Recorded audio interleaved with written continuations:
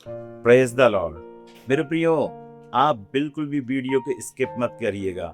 आज हम इस वीडियो में देखने जा रहे हैं कि प्रभु यीशु मसीह जब पुनरुत्थित हुए ईस्टर संडे को और इस पृथ्वी पे कितने दिन रहे, और पेंतीकोस्ट का दिन हम कितने दिनों बाद उसके मनाते हैं।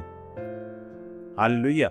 और भी ऐसे सभी सवालों के जवाब हम इस वीडियो में देखने जा रहे हैं और निश्चय है कि आप आशीष पाएंगे। मेरे प्रियो, हम देखते हैं प्रवृत्ति की पुस्तक पहला अध्याय उसकी दूसरी आयत से 5 तक हम देखते हैं कि प्रभु यीशु मसीह ने क्या आज्ञा दी अपने चेलों को। और आज भी हम जब उस आज्ञा को मानते हैं तो पेंतीकोस्ट का दिन आज भी हमारे लिए है। हालेलुया। और हम जब पवित्र आत्मा की आग से भर जाते हैं, वह दिन हर एक व्यक्ति के लिए पेंतीकोस्ट का दिन बन जाता है। और बाइबल कहती है उस दिन तक जब तक वह उन प्रेरितों को जिन्हें उसने चुना था पवित्र आत्मा के द्वारा आज्ञा देकर ऊपर उठाया ना गया, उसने दुख उठाने के बाद बहुत से पक्के प्रमाणों से अपने आप को उन्हें जीवित दिखाया। बहुत से पक्के प्रमाणों के द्वारा चेलों को और बहुत से जो उस समय लोग थे उनको प्रभु यीशु मसीह ने अपने आप को जीवित दिखाया और 40 दिन तक उन्हें दिखाई देता रहा। प्रभु यीशु मसीह 40 दिन तक दिखाई देते रहे और 40वें दिन ही स्वर्ग को उठाए गए। लिखा हुआ आगे हम पढ़ते हैं, देखते हैं, दिखाई देता रहा और परमेश्वर की राज की बातें करता रहा और उनसे मिलकर उन्हें आज्ञा दी, यरूशलेम को ना छोड़ो परंतु पिता की उस प्रतिज्ञा के पूरे होने की बाट जोहते रहो जिसकी चर्चा तुम मुझसे सुन चुके हो। प्रभु यीशु मसीह ने इस बात का लेख हमें लूका उसके 24 उसके 49 में मिलता है। परंतु हम आगे देखते हैं इसी आयत में प्रवृत्ति की पुस्तक में, क्योंकि यूहन्ना ने तो पानी से बपतिस्मा दिया था परंतु थोड़े दिनों के बाद तुम पवित्र आत्मा का बपतिस्मा पाने वाले। ओ हालेलुया।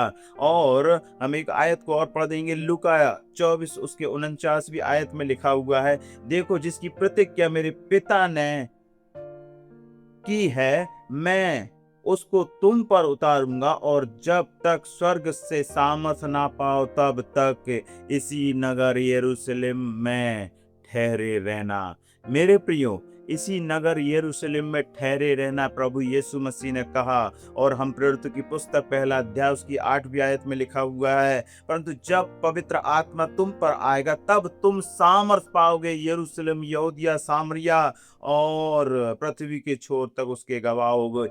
यह कहकर वह उनके देखते देखते ऊपर उठा लिया गया और बादल ने उसे उनकी आंखों से छिपा लिया। और लिखा हुआ है यरूशलेम के नजदीक जो जैतून पर्वत था और एक बैथानी गांव था, वहां से प्रभु यीशु मसीह का स्वर्गारोहण हुआ और प्रभु यीशु मसीह स्वर्ग को उठा लिए गए और कहा कि पिता की प्रतिज्ञा जो मेरे द्वारा, प्रभु यीशु मसीह कहते, जो मैंने कहा कि तुम्हें इसी नगर में ठहरे रहना, और जो पिता ने प्रतिज्ञा की कि जब तक स्वर्ग से सामर्थ ना पाओ तुम इसी नगर में ठहरे रहना। और हम देखते हैं मेरे प्रियो कि पेंतीकोस्ट का दिन क्यों मनाया जाता है। पेंतीकोस्ट का दिन जो 50वां दिन माने 40 दिन होने के उपरांत प्रभु 40वें दिन स्वर्ग को उठा लिए गए। और उस दिन से लेके पेंतीकोस्ट जो 10 दिन होते हैं तो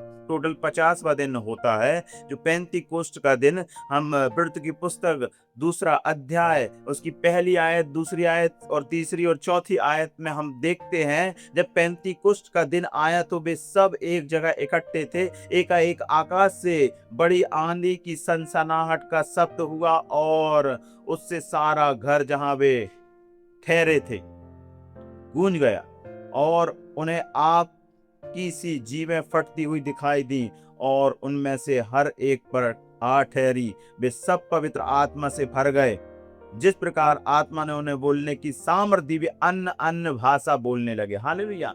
अन्य अन्य भाषा बोलने लगे। और हम पहला कुरिन्थियों उसके 14वें अध्याय में भी इस बात को पाते कि जो अन्य अन्य भाषा में बातें करता है वह परमेश्वर से बातें करता है, उसकी बातें शत्रु भी नहीं समझ पाता। जिस प्रकार से यदि मेरे प्रियो अगर कोई सेना का जवान है और अपने विरोधियों के बारे में अगर उनके सामने किसी को बात करना है, अपने उच्च लेवल अधिकारी को बताना है, तो वो कोड लैंग्वेज का प्रयोग करता है। उसी प्रकार से हमें परमेश्वर से प्रार्थना करते हैं, परमेश्वर से मांगते हैं, तो कई बार हमें परमेश्वर पवित्र आत्मा की भरपूरी जब हमारे जीवन में होती है, वह पेंतीकोस्त का दिन उस दिन आता है मेरे प्रियो, जब हम पवित्र आत्मा की आग से भर जाते हैं।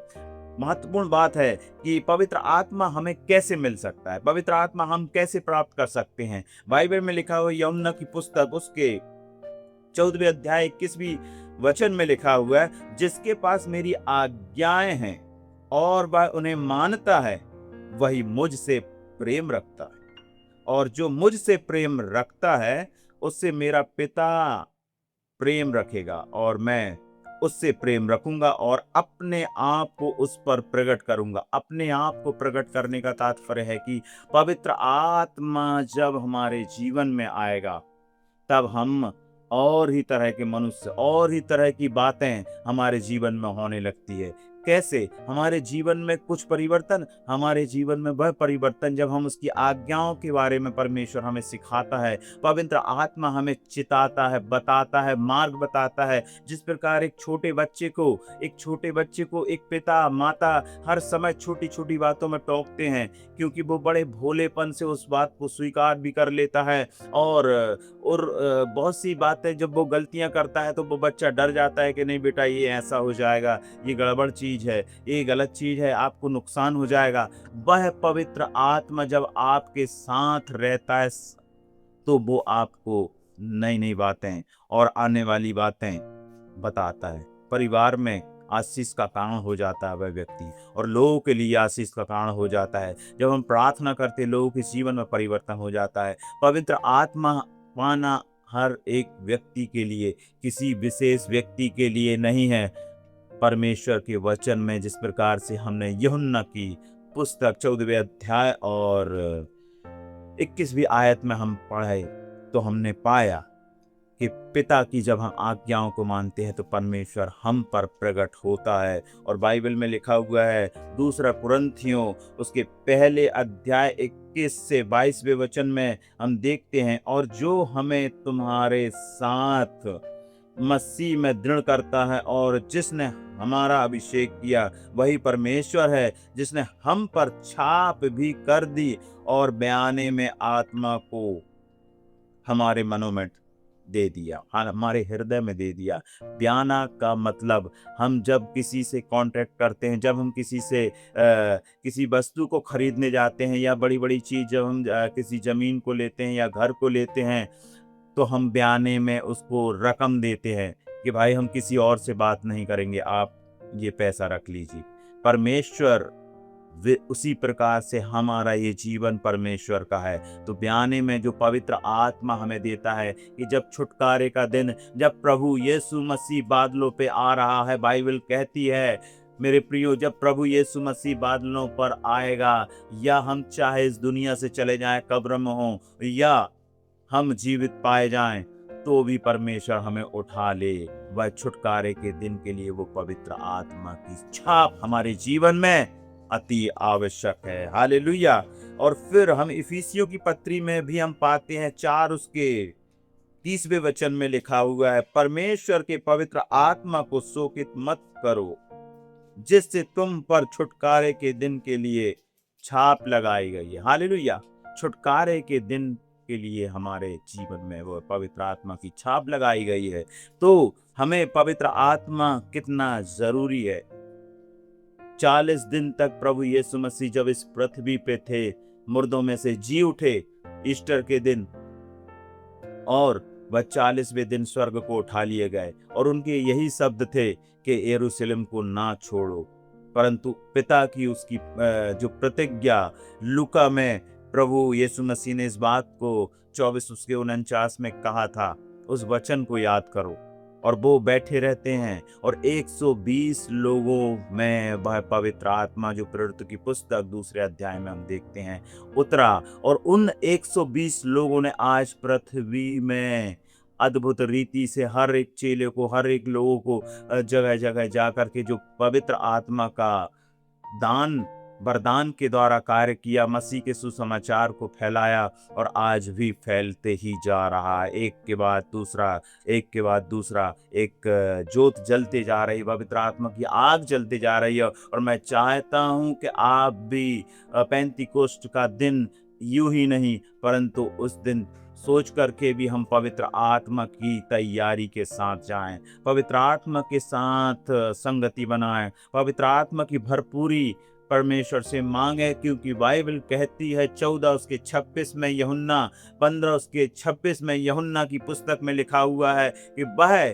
प्रभु यीशु मसीह कहते हैं कि पिता से मेरे नाम से जो मांगोगे पवित्र आत्मा वह तुम्हें देगा।